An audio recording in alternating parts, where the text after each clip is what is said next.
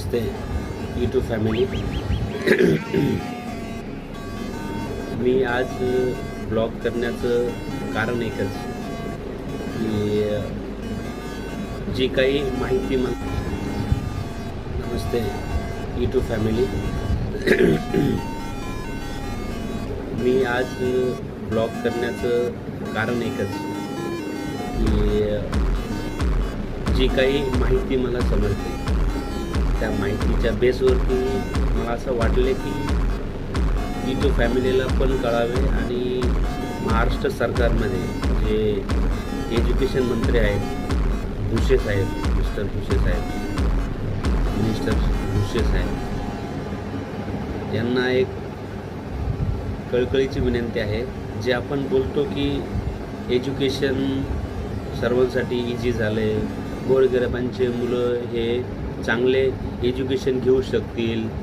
Okay, आता महाराष्ट्रामध्ये परिस्थिती अशी आहे की गोरगरिबांचे मुलं जेव्हा प्रायव्हेट स्कूलमध्ये एंट्री केली जाते तेव्हा काही कारणास्तव जर त्यांचे पालक पैसे भरू नाही शकले, फीस भरू नाही शकले, तर त्यांना टॉर्चर केले जाते. त्यांना वारंवार मॅसेज टाकले जातात की बा तुम्ही जर फी नाही दिली तर तुमच्या मुलांना आम्ही साईडला बसू, बाहेर काढू, नेक्स्ट टाईम तुम्हाला एंट्री देणार नाहीत, आमची फी राईट टाईमला आम्हाला पाहिजे.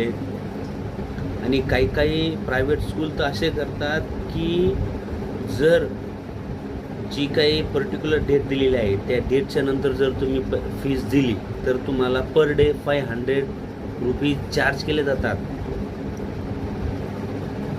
ही कोणती एज्युकेशन आहे? तुम्ही म्हणतात की गोरगरिबांचे मुलं आता शाळेत जातील, चांगले शिक्षण घेतील. साहेब, तुम्ही तिथे जाऊन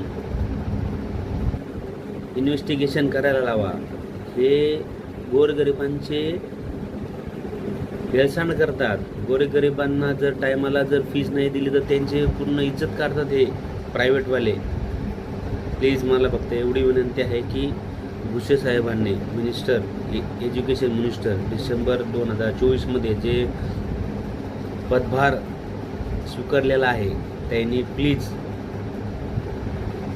तळाशी जाऊन इन्व्हेस्टिगेशन करून हे जे काही प्रायव्हेट स्कूलचे जे संस्थापक वगैरे हे जे गोरगरिबांची पिळवणूक करतात ना, प्लीज तेवढी त्यांना थांबवायला लावा. अदरवाईज त्यांच्यावरती काहीतरी स्ट्रिक्ट ॲक्शन घ्या प्लीज. तुम्हाला पण काय वाटतं ते मला सांगा थ्रू दी कमेंट.